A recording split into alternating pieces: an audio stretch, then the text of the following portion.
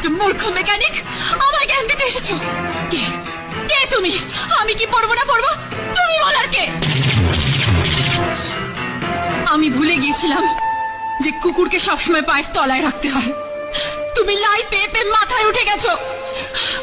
আমার যা খুশি আমি তাই পড়বো, আমার যেভাবে খুশি আমি সেভাবে চলবো। তুমি কোনোদিন কোনো ব্যাপারে আমাকে বাধা দিতে আসবে না, কখনো আসবে না, বুঝেছো? বুঝেছি। সত্যি তো আমি কে, কি অধিকার আছে আমার?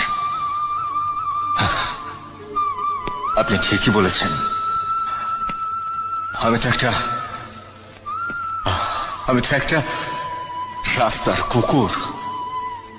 আদর করে গায়ে হাত বুলিয়ে দিলে সে তো বাড়ির লোক হতে পারে না।